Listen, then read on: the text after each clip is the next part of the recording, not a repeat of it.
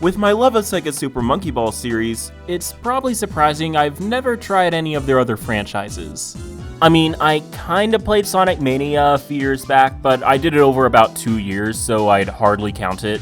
I'd always planned on trying their other stuff someday, but I'll admit, Crazy Taxi was not a game that immediately came to mind. Crazy Taxi! A few months ago, we were on a voice chat, probably doing something extremely productive, and Ninja Star Compass brings up how I should try this series. And I guess he wasn't taking maybe for an answer. Well, without any further ado, let's get started.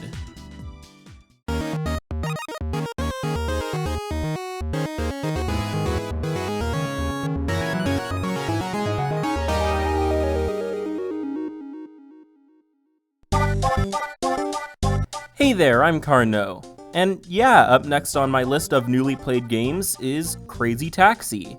I had some pretty high expectations for this game, because not only was Ninja pretty insistent on me playing it, but he also said that it might even be better than Monkey Ball, which if you know me, is a statement I don't take lightly. And coming from him, a friend I only met because we were both big SMB fans, that's gotta say something. In fact, I have the proper authorities on speed dial if it turns out he was lying. For those of you who don't know, Crazy Taxi is one of SEGA's properties going back to the arcade.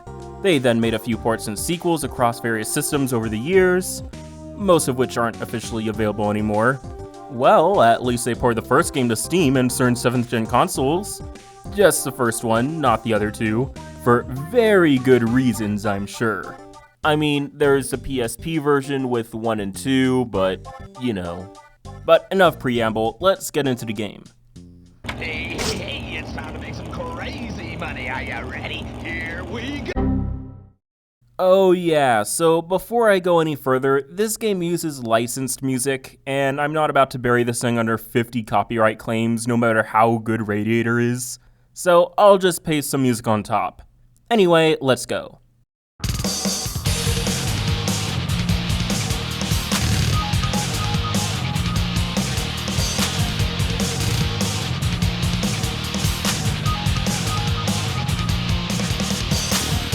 So I started the game and figured I'd best start with arcade mode, and quickly figured out that this was more than just a simple driving game.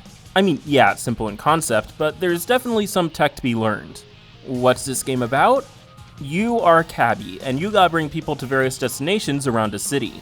But instead of being a good civilian, you gotta cut whatever corners you can to maximize profits, even if that corner is actually a crowded restaurant.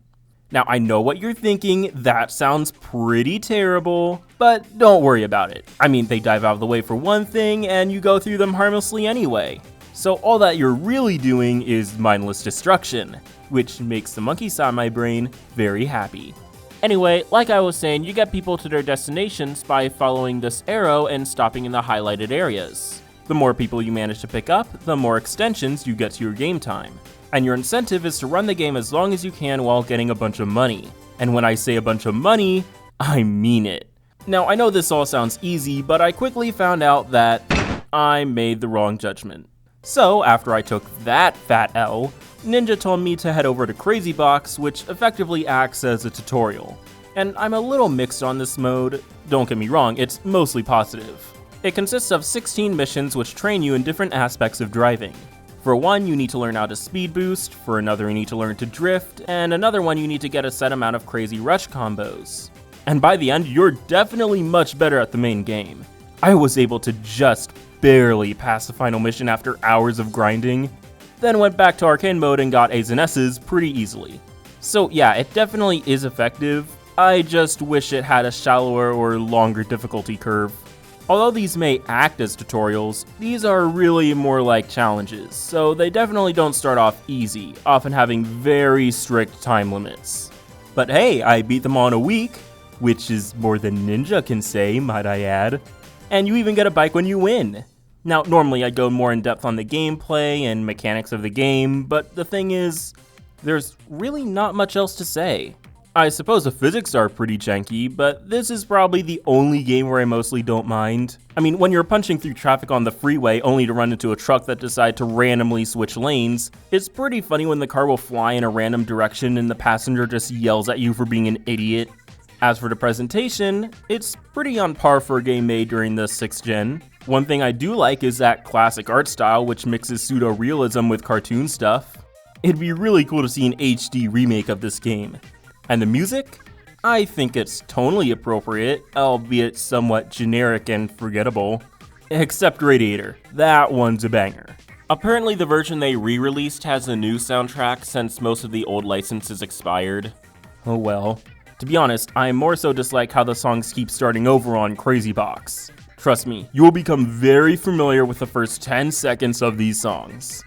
At least the UI and general presentation is pretty fun. You can tell the narrator was having a blast, and everything just screams, 90s? Probably 90s. What I'm trying to say is there's some serious punk vibes, and I appreciate it, especially with the crazy hair and clothes. It all looks comically loud, which kinda suits the overall vibe. There's only 2 maps here, though in my opinion the arcade one is definitely better. It's designed more linearly, so I find it more appealing to master.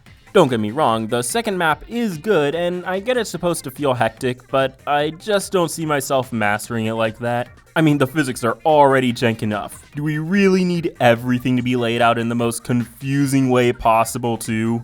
Even still, I do like how you get to choose who to pick up in order to strategize speed versus money. You could drive this woman to the hospital all the way across town, or you could drive this guy 5 feet down the road to get some chicken. I'll get you there in no time. Hey, this is great. Okay, but don't freak out on me. What today? Okay, that's just lazy. I hope those wings were worth the $183 you spent to not walk down the street. So, as you can probably tell, my first impressions of the game were mixed. The gameplay loop was great, but there just wasn't much to come back to after you beat Crazy Box. I mean, sure, there's the alternate options that give you fixed timers, but who would ever choose that unless they wanted an achievement or something?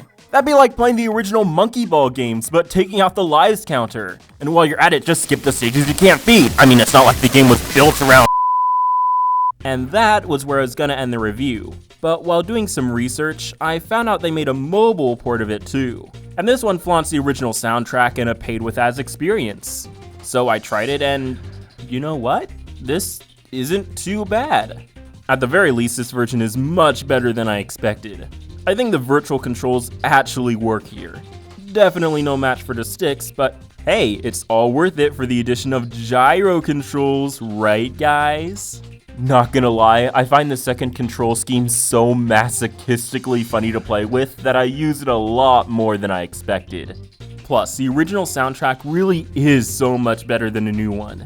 It's amazing how changing from generic rock to abrasive punk really improves the atmosphere. As for the technical side of things, it's kinda funny because the first time I played this game, it chugged quite a bit. The music kept cutting out, the narrator didn't even say anything, and generally it felt like the game was trying its best just to run. But then I switched devices and boom, much more respectable frame rate, no audio issues, and minus the ads, it was a really seamless experience. So in the end, my opinion of this port kinda did a 180. But I'm not mentioning this port for no reason, because as special rewards, if you complete Crazy Box, you unlock special settings. You can toggle the arrow and destination guides, enable expert mode, which gives you no guidance at all, or my personal favorite, Another Day, which changes the starting locations and passenger destinations. For example, in the arcade map, you'll basically be fast-tracked toward the city while going the reverse direction. And these modes made me feel like I was experiencing these maps in a whole new way, even if they were somewhat minimal changes. It made me pretty torn on which version of the game I liked more. The PC with better controls, or the mobile port with extra content and better music. I mean, really, why didn't the PC version have Another Day mode? Well, actually, it does.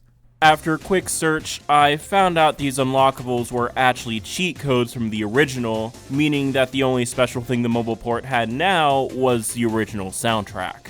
But what do you know, there's a mod right on top of the Steam community page that not only reverts the music, but even improves the quality of the voice clips. Who says you can't have your cake and eat it too?